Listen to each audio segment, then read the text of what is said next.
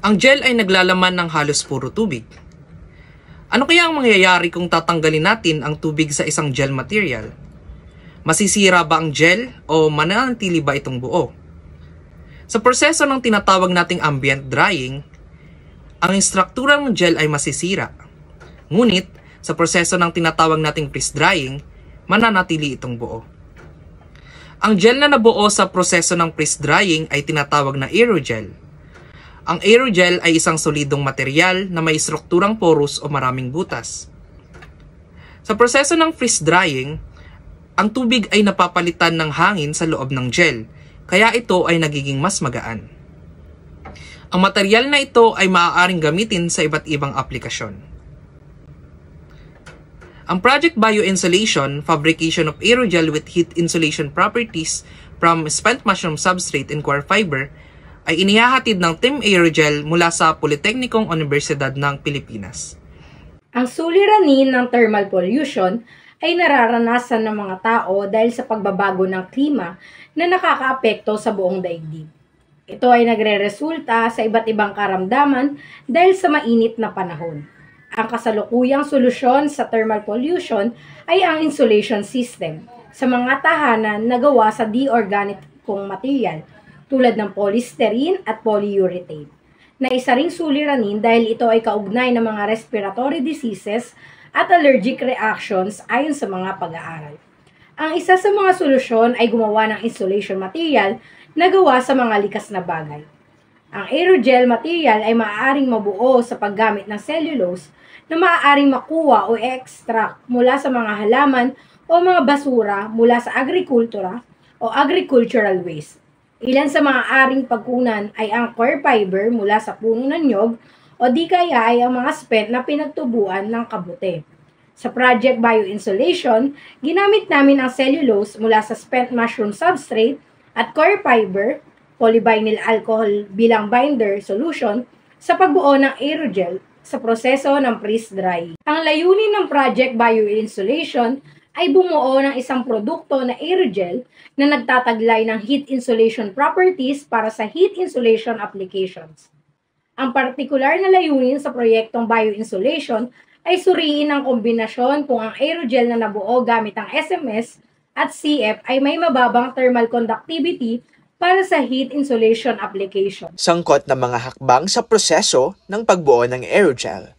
Ang mga sumusunod. Ang core fiber at pinagtubuan ng kabute ay ipipretreat gamit ang sodium hydroxide upang ma-extract ang cellulose content nito.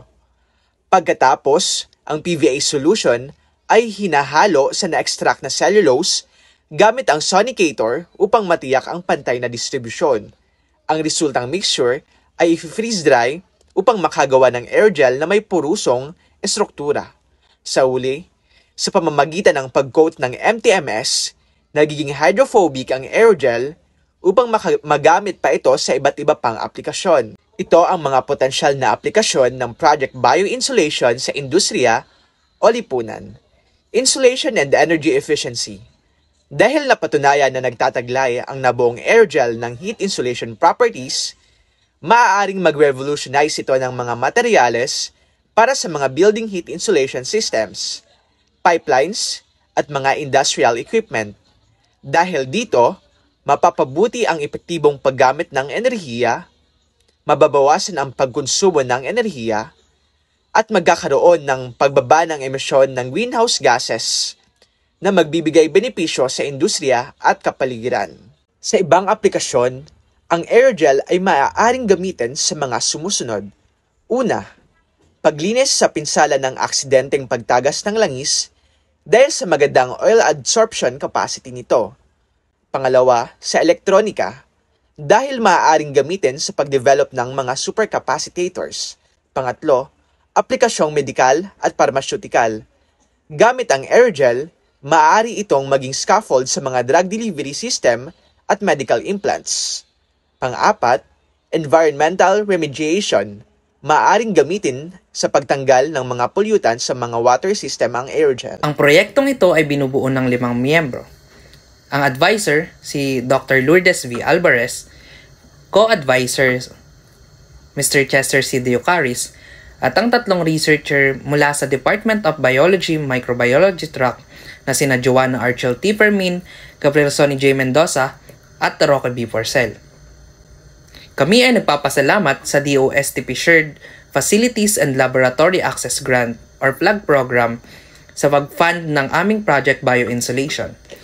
Gayon din sa mga pasilidad kung saan namin isinagawa ang pagkandak ng aming project tulad ng PUP College of Science Laboratory, PUP Mycology Laboratory, at DOST facilities kasamang ADMATEL, PTRI at FPD.